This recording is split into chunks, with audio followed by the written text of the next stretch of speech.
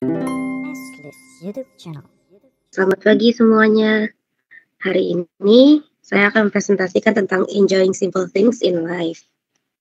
Nah, di zaman sekarang tuh di mana tren begitu cepat populer, terus media sosial juga pesat banget yang menyajikan banyak konten yang menarik dan informatif. Tetapi di satu sisi mereka juga banyak eksis di media sosial, mungkin tren-tren terbaru. Memang itu menghibur kita, tetapi ada dampak negatifnya, yaitu kita bisa kehilangan kemampuan untuk menikmati hal kecil. Mengapa? Nah, bisa kita lihat saat ini banyak sekali tren entah barang baru yang viral, yang menjadi rebutan banyak orang, terus konser-konser yang berdatangan, terus event-event maupun gaya hidup. Nah, kita tuh sebenarnya punya keinginan juga nih untuk mengikuti tren tersebut, atau kita ingin hidup seperti orang yang kita lihat di media sosial. Nah, kita tuh punya ekspektasi yang tinggi dengan standar hidup yang tinggi juga, karena pengalaman yang extraordinary atau keren tuh lebih bisa dianggap hebat atau worth it. Nah, yang kedua adalah distractions from social media. Artinya, sosial media tuh mendistraksi kita sehingga kita tidak bisa melihat hidup yang lebih real gitu saat ini. Kita bisa melihat orang bisa traveling ke sana ke sini, makan enak, gaya hidupnya keren, dan kita tuh jadi detach atau lepas dari kehidupan nyata. Yang ketiga adalah lack of mindfulness. Mindfulness itu bisa diartikan sebagai sadar dan hadir di momen yang saat ini sedang terjadi. Nah, kalau pikiran kita itu terdistraksi dengan melihat sosial media, kita scroll terus-menerus, selain kita membuang waktu juga, kita juga melewatkan hal-hal kecil yang menyenangkan dan bisa jadi berharga untuk kita. Terakhir adalah self-compassion. Kita tuh seringkali membandingkan diri kita dengan orang-orang kita lihat di media sosial. Kita melihat mereka begitu hebat, begitu sukses di usia muda, terus kita mikir, kita sekarang bisa apa di usia yang sama, kok kita nggak bisa beli barang kayak dia, kita nggak bisa hidup seperti dia. Jadi kita sendiri membandingkan diri kita dengan mereka, dan akhirnya ujung-ujungnya kita insecure. Nah, kenapa saya ambil topik Korea? Karena Korea saat ini society cukup cocok untuk menjadi contoh. Seperti yang dikatakan oleh Morgan Stanley, di mana pengeluaran Korea untuk barang mewah itu naik sebanyak 24% dan menjadi negara dengan konsumsi barang mewah tertinggi. Dan juga ada fenomena namanya open run phenomenon, artinya mereka sudah mengantri pagi-pagi bahkan sampai sebelum tokonya tuh buka, hanya untuk berbelanja di situ. Kenapa bisa begitu? Karena mereka tuh FOMO atau fear of missing out. Di mana jika orang lain bisa membeli barang itu atau mengikuti tren tersebut, kita tuh harus bisa kayak mereka juga. Dan sebenarnya mereka juga memiliki budaya di mana kalau kamu bisa afford barang-barang mewah, kamu tuh memiliki status sosial yang tinggi, terus bisa jadi gengsi sendiri dan lebih diterima atau fit in di circle sosial. Padahal kalau kita pikir-pikir, barang tuh akan menjadi barang, nggak akan lebih dari itu value-nya. Dan nggak perlu kita terobsesi untuk mengikuti tren atau memaksakan diri untuk membeli barang-barang yang sebenarnya nggak diperlukan dan mungkin di luar dari kemampuan.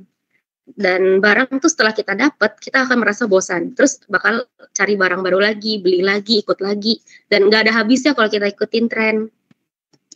Nah, side effect dari mengikuti gaya hidup yang mengikuti tren-tren kekinian itu adalah stres dan anxiety. Mungkin kita kalau ngikutin tren terus-menerus, kita akan merasa cemas kalau ketinggalan. Terlebih hal-hal yang viral atau seperti konser, kalau kita nggak ikut, kayaknya mereka having fun tanpa kita.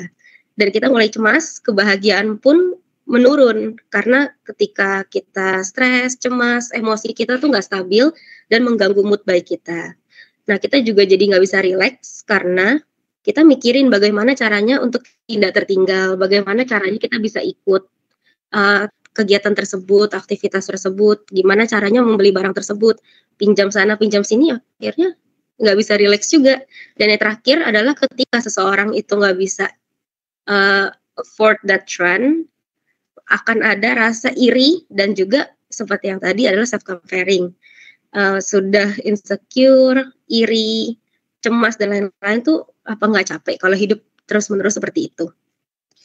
Maka itu saya akan menjelaskan secara mudah tentang simple things in life, yaitu hal-hal kecil yang bisa kita jumpai di kehidupan sehari-hari yang membawa ketenangan dan juga inner peace tanpa hal-hal yang besar atau experience yang grandiose gitu.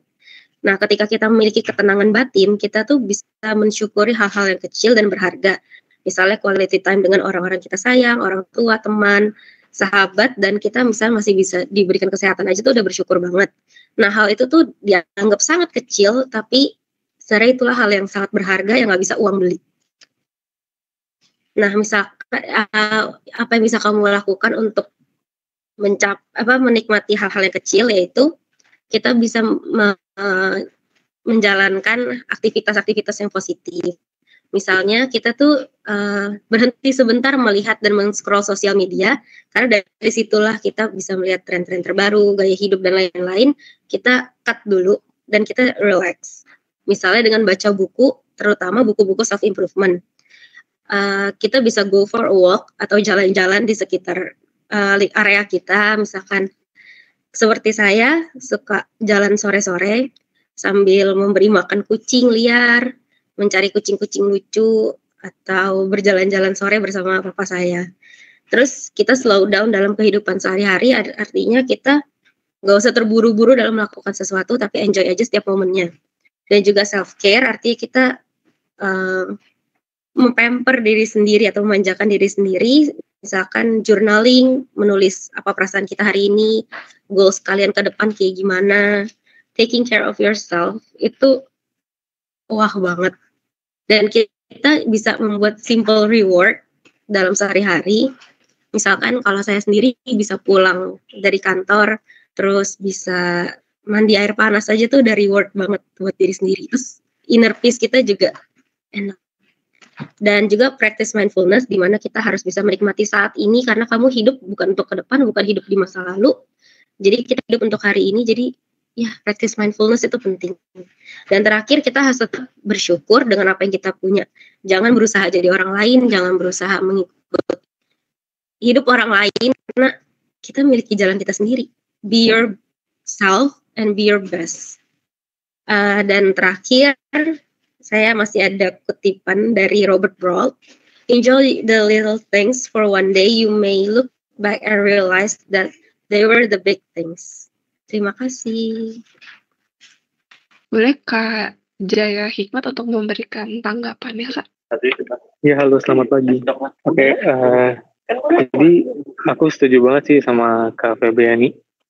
Jadi kalau kita hidup ya, kalau kita ngikutin tren terus kayak gitu, kita bakal jadi susah gitu buat bikin hidup bahagia. Kerasa nggak sih kalau semakin besar nih, kita jadi kayak makin susah gitu buat bahagia. Kalau dulu kan pas kecil lah, kita dibeliin es krim aja sama orang tua kita tuh langsung kayak seneng gitu, bahagia. Kalau sekarang kita buat bahagia harus nge-spend yang duitnya lumayan gitu. Misalnya kayak contoh kita harus ke mall kayak gitu. Itu kan lumayan ya kayak gitu. Tapi setelah aku ngedengerin presentasi Kak Febriani, aku juga jadi jadi mikir lagi sih Kak. Kayak kebahagiaan itu bisa kita dapat dari hal yang simpel. Kayak contohnya aja kita bersyukur dengan apa yang kita punya kayak gitu. Kita bisa dapat bangun pagi aja itu udah bersyukur banget sih Kak, kayak gitu. Terima kasih atas tanggapannya Kak.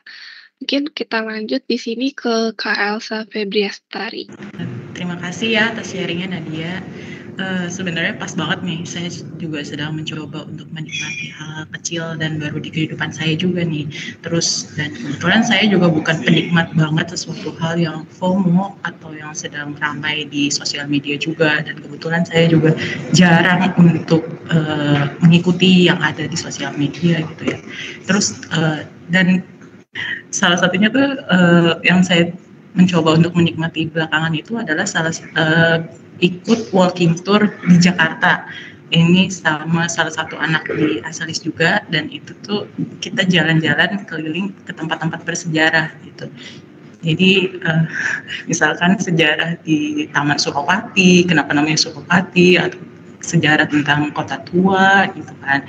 Jadi selain merilis pikiran-pikiran yang yang buruk itulah tentang kehidupan nanti ke depannya gitu.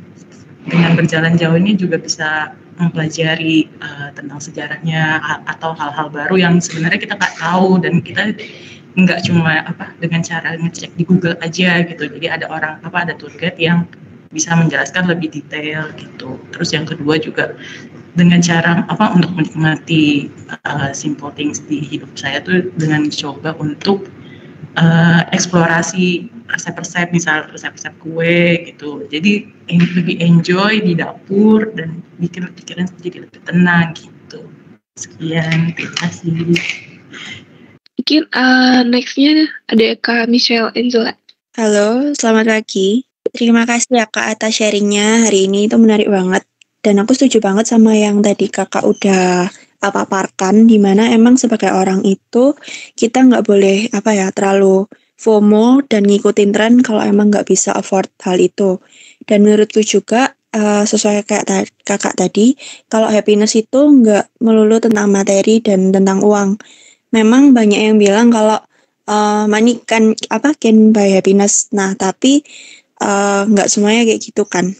Nah, dalam hal lain itu kita bisa kayak enjoying life-nya, seperti kayak quality time dengan orang tersayang, seperti orang tua dan saudara, serta bersyukur atas hidup setiap harinya dari Tuhan. Kalau menurut aku gitu. Makasih Kak.